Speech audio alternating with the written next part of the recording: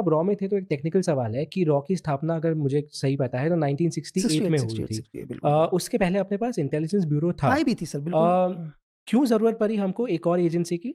Sir actually क्या है कि ये ज़रूरत पड़ी 62 वॉर के बाद सर। हुँ, 1962 का जो वॉर हुआ, 68 से पहले हम लोग शायद सर आईबी हमारी 1921 में हो गई थी जब हुँ, ब्रिटिश का राज था, ठीक है? एक अगर आपको मैं सीक्रेट सर्विस बोलूँ या इंटेलिजेंस की जो शुरुआत बोलूँ, वो लगभग जब्बलपुर के अंदर ये डाकुओं से स्टार्ट हुई थी सर, डकैतों से। हुँ, अंग्रेज़ों को लगा है कि यार कि डकैतों को ऐसे खत्म नहीं किया जा सकता। हुँ, कहीं न कहीं डकैतों को खत्म करने के लिए इन्हीं डकैतों के अंदर हमें अपने कुछ लोग डालने पड़ेंगे। तो पहली बार एक डकैत ग्रुप से ही जो इंटेलिजेंस की शुरुआत करी ब्रिटिश ने, वो डकैत ग्रुप से करी कि डकैतों के अंदर ही जब्बलपुर के अंदर क्या किया, अपने ही कुछ लोग डकैतों के साथ डाल दिया और उन्हें सही टाइम पर इन्फॉर्मेशन दिया और धीरे-धीरे ब्रिटिश गवर्नमेंट ने डकैतों को खत्म करना शुरू किया। हुँ, ठीक है? धीरे-धीरे इस ग्रुप का नाम चेंज हुआ 1921 में शायद ये आईबी बना सर, ठीक हुँ, है? और जब 1947 में हिंदुस्तान आज़ाद हुआ, तो एमआई पाकिस्तान को दे दिया, आईबी इंडिया के पास रहा। क्योंकि हुँ, जब 1947 में देश आज़ाद हुआ तो हमारे पास एमआई भी था और आईबी था ब्रिटिश के हिसाब से, तो हुँ। एमआई पाकिस्तान लेके चला गया और आईबी हमारे पास रहा सर, ठीक है? MI is military military intelligence. Intelligence Pakistan को दे हुँ, दिया क्योंकि देखो 2 हिस्सों का डिवाइड हो रहा है तो डेफिनिटली पाकिस्तान भी कुछ चीज़ें लेंगे, लेकिन तब भी हम लोग क्या करते थे, हम तब भी हम MI5 को ही रिपोर्ट करते थे क्योंकि इतना हमारे पास नहीं था सर। इतना हम मतलब अभी जस्ट आज़ाद हुए हैं तो हम हुँ, लोग ब्रिटेन की सीक्रेट सर्विस के आधार पर ही हम लोग काम करते थे। लेकिन पहली बार इस देश को पता चला 1962 के बाद कि नहीं भाई, हमारे को एक ऐसा एक्सटर्नल फोर्स बनानी पड़ेगी, हुँ, जो हमारे को बाहर के दुश्मनों के बारे में बताए। हुँ, आईबी अंदर, हुँ, ठीक है? या आईबी जो भी बाहर की भी इन्फॉर्मेशन, लेकिन अब हम एक ऐसी ऑर्गेनाइजेशन बनाएँ इस देश के अंदर जिसका हुँ, सिर्फ़ एक ही काम होगा, हुँ, सिर्फ़ एक काम कि बाहरी मुल्कों में हिंदुस्तान के खिलाफ उसके दुश्मन क्या प्लान बना रहे हैं, क्या उसको थ्रेट हो सकते हैं, हुँ, ठीक है? अगर हमारा पड़ोसी मुल्क हमारे बारे में कुछ गलत सोच रहा है या उसकी कोई प्लानिंग हो, तो इससे पहले कि वो हमारे ऊपर एक्शन करे, हम उसे खत्म कर सकें। तो 1968 में पहली बार आरएनडब्ल्यू खड़ा किया गया और इसको जो स्थापना करी रामेश्वर नाथ काउ सर ने, जी, जिनको मतलब आप एक लेजेंड मतलब फादर ऑफ बिल्कुल। आरएनडब्ल्यू भी कह सकते हैं। पर ये दोनों एजेंसीज़ का काम करने का प्रोसीजर सेम है या एकदम अलग है? नहीं, नहीं सर देखो इंटेलिजेंस का काम करने का प्रोसीजर सेम ही है। हुँ, चाहे वो आप आईबी ले लो, चाहे एमआई ले लो, चाहे आरएनडब्ल्यू ले लो। हुँ, ट्रेनिंग थोड़ा-सा क्या है कि देखो इन्फॉर्मेशन गैदरिंग करनी है तो दुनिया में यार इन्फॉर्मेशन गैदरिंग करने का तो तरीका एक ही हुँ, है। हुँ, अब 10 तरीके तो ला नहीं सकते। हुँ, जिस तरीके से आईबी गैदरिंग करती है, जिस तरीके से एमआई गैदरिंग करती है, आरएनडब्ल्यू भी वैसे ही करेगी सर। हुँ, सर्विलेंस के तरीके सेम है, हुँ, ठीक है? लेकिन पैरामीटर्स चेंज हैं और एनिमी चेंज है। हुँ, अगर सपोज़ करो आईबी काम कर रही है, तो आईबी हमारे इंटरनल काम कर रही है आईबी। हुँ, तो इसका मतलब आईबी की जो एनिमी होंगे वो गुंडे भी होंगे सर, बहुत सारे, हुँ, हुँ, गैंगस्टर्स भी होंगे, ठीक है? देश के अंदर अगर कोई मिलिटेंट है तो वो भी होंगे या कुछ ऐसे लोग भी होंगे जो लोग इस देश में बैठकर ही हुँ, इस देश के हैं लेकिन फिर भी क्या कर रहे हैं, बाहर के लोगों के लिए काम कर रहे हैं। ये हुँ, आईबी के टास्क हो गए सर। सेम क्या आरएनडब्ल्यू के लिए क्या हो गया, उसका काम है कि दुनिया के कोई भी मिलिट्री, हुँ, दूसरी एजेंसीज़, दुनिया की कोई भी एजेंसीज़ हमारे देश के लिए कहीं ऐसा कोई प्लान तो नहीं कर रही है कि हुँ, हमारे बगल में ऐसा तो कोई नहीं कि कुछ नहीं है कि किसी गवर्नमेंट को गिराया जा रहा है, इसका इम्पैक्ट हिंदुस्तान में पड़ेगा। कहीं ऐसा तो नहीं है कि जैसे हमारे आस-पड़ोस में सारी गवर्नमेंट गिर चुकी हैं सर, ठीक है? श्रीलंका पूरा खत्म हो चुका है, पाकिस्तान पहले ही खत्म हो चुका था सर, हुँ, हुँ, ठीक है?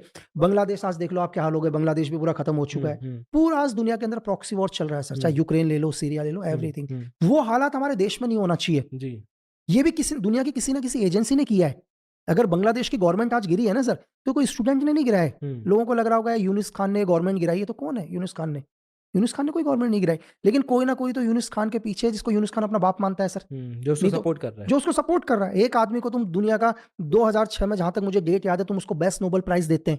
है ना? शांति मतलब हुँ, इस दुनिया को शांति करने वाला। आज उसने पूरे बांग्लादेश को आग की झोंक में डाल दिया सर। हुँ, आज बांग्लादेश का फ्यूचर खत्म कर दिया उसने। जी, तो कोई ना कोई है उसके पीछे, हुँ, जो हमें दिखाई नहीं दे रहा। लेकिन हुँ, मैं आपको ये बोलूँ कि ये दुनिया की कोई ना कोई एजेंसी होगी सर। हुँ, सिर्फ़ एक एजेंसी है जिसने बांग्लादेश को खत्म कर दिया। दुनिया की कोई ना कोई एजेंसी है जिसने पूरा यूक्रेन को खत्म कर दिया। कोई ना कोई एजेंसी है जिसने पूरा फ़िलिस्तीन वगैरह सबको हमास वगैरह सबको खत्म कर दिया। हुँ, कोई ना कोई इसने सीरिया की गवर्नमेंट गिरा दी। हुँ, ये कोई मिलिटेंट ग्रुप नहीं है, कोई विद्रोही नहीं है। हाँ, ये सिर्फ़ विद्रोही हमें नज़र आते हैं, मिलिटेंट हमें नज़र आते हैं, हुँ, लेकिन कोई ना कोई है जो इन्हें 3 तरीके से हेल्प करते हैं सर। इन्हें पूरे फंडिंग से मदद करते हैं, पॉलिटिकल पावर से हेल्प करते हैं, इनको मिलिट्री पावर से हेल्प करते हैं। ये हुँ, 3 पावर अगर कोई दे रहा है, तो कोई ना कोई एजेंसी है सर। जी। नहीं, आप सही कह रहे हैं, जैसे बांग्लादेश की अर्थव्यवस्था फिलहाल हिली हुई है, हुँ, पाकिस्तान की हिली हुई है, हुँ। श्रीलंका की हिली हुई है। क्या आपको ये लग रहा है कि एक प्लान बन रहा है पूरा कांस्टेंट? डेफ़िनेट बिल्कुल सर, आप देखो ना चारों तरफ से। हुँ, चारों तरफ से हो तो रहा है, पूरा प्लान ही है सर ये। इसका हमारे डे टू डे पे क्या इम्पैक्ट हो रहा है? सर सबसे जो हमारे ऊपर जो डे टू डे पर पहले हम लोग कोई भी सपोज करो कि एक एग्जांपल के लिए कि मैं बात करूंगा एजेंसी के पॉइंट ऑफ व्यू से सर, मैं पॉलिटिक्स के पॉइंट ऑफ व्यू से नहीं आऊंगा, जी। मैं सिर्फ एक एजेंसी के पॉइंट, मेरे को चाहिए हिंदुस्तान के अंदर शांति, नो टेररिज्म। हिंदुस्तान में आतंकवाद नहीं होना चाहिए, हिंदुस्तान में शांति होना चाहिए। जी। लेकिन इस टाइम क्या हो गया, मेरा पड़ोसी मुल्क का मेरे कंट्रोल में नहीं है, अब मेरा दोस्त नहीं है, मुझे सबसे ज्यादा दिक्कत है यहाँ से आप इस देश के अंदर घुसपैठ होगी, अब यहाँ से क्या होगा, आतंकवाद आना शुरू करेंगे, तो मेरे लिए डिस्टर्ब हो गया ना सर। जी। पहले मेरे को मेरा पड़ोसी मुल्क था, अच्छी चीजें थी यार, हम लोग मिलके काम करते थे, है ना, हमारे बीच में एक अच्छे रिलेशन थे, ठीक है, तो हम थोड़ा सा क्या होता है कि यार कोई नहीं, हमारा पड़ोसी अच्छा है, तो हमें दिक्कत नहीं थी। मेरे लिए सबसे बड़ी बात है, एक एजेंट होने के नाते मुझे कि किसी भी कीमत में बांग्लादेश के बॉर्डर से एक भी आदमी अंदर नहीं आना चाहिए अब, क्योंकि अब जो आएगा वो मेरी नजरों में कौन है, एक आतंकवादी है सर। कुछ सोच के आ रहा है। कुछ सोच के आ रहा है, आपके देश को बर्बाद करने के लिए आ रहा है, आपके देश में धमाके करेंगे सर, आपके लोगों को मारना शुरू करेंगे, आपके बसों के अंदर, खाली रेलवे मतलब ट्रेन्स के अंदर, खाली स्कूल्स के अंदर बच्चों को टारगेट करेंगे सर, यही तो काम है एक आतंकवादी का सर। जी। तो ये इसलिए क्या होता है, थोड़ा सा हमारे को प्रॉब्लम्स हो गई इन चीजों से, मतलब लग रहा है डेली आप स्टेटमेंट सुन रहे होंगे, हर न्यूज में यही चल रहा है कि ये वो कर देंगे, ये कर देंगे, हम हिंदुस्तान के अंदर आ जाएंगे, कलकत्ता तक कवर कर देंगे, यही तो चल रहा है न्यूज में। यूनुस खान बोलता है ये कर देंगे, वहां के स्टूडेंट्स बोल रहे हैं, वो क्या कह रहे हैं सर, वो हिंदुस्तान को बोल रहे हैं कि यार कि तुम भाई हमारे हिंदुस्तान को बोलते हैं तुम हमारे इंटरनल मामले में दखल मत करो। भाई हमने कब किया तुम्हारे इंटरनल मामले में दखल, कब किया? वो कहते हैं कि यार शेख हसीना भाई हमारी आरएनडब्ल्यू की एजेंट थी, भाई तुमने उसको चुना, भाई तुमने उसको वोट देकर अपनी प्रधानमंत्री बनाया, भाई तो हमारी कहां से एजेंट हो गई यार? अगर हमारी एजेंट होती तो आज भी तो प्रधानमंत्री होती तुम्हारे वहां, तो तुम्हारी इतनी औकात थोड़ी नहीं थी कि तुम उसको चेयर से हटा देते। तुम बोल रहे हो कि हिंदुस्तान हमारा लोकतंत्र खत्म कर रहा है। पहले मैं इन बच्चों से ये पूछना चाहूंगा, भाई लोकतंत्र होता क्या है, मतलब क्या है लोकतंत्र? यार लोकतंत्र का मतलब है कि तुम अपनी आवाज को बोल सको, दुनिया सुन सके, यही तो लोकतंत्र है, कि तुम खुल के बोल सको, जो भी तुम्हें लगता है तुम उसको दुनिया को बताओ जो तुम्हारे साथ। और तुम लोकतंत्र की बात कर रहे हो यार, तुम्हारा देश, तुम अपने एक लीडर की बात को उस देश के अंदर नहीं आने दे रहे हो, तुम्हारे जो यूनुस खान है वो शेख हसीना के कोई भी स्पीच को उस देश के अंदर नहीं आने दे रहा है, आप इसको लोकतंत्र बोल रहे हैं सर।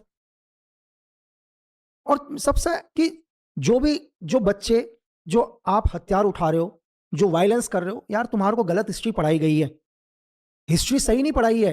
तुम अपने बाप दादाओं से पूछना जो आज तक तुम्हें झूठ बोलते हुए आ रहे हैं, तुम्हें यह कहते हुए आ रहे हैं कि बांग्लादेश तुमने आजाद करवाया, तुम्हारी मुक्ति वाहिनी ने आजाद करवाया, तो तुम बहुत बड़ी गलत हिस्ट्री पढ़ रहे हो।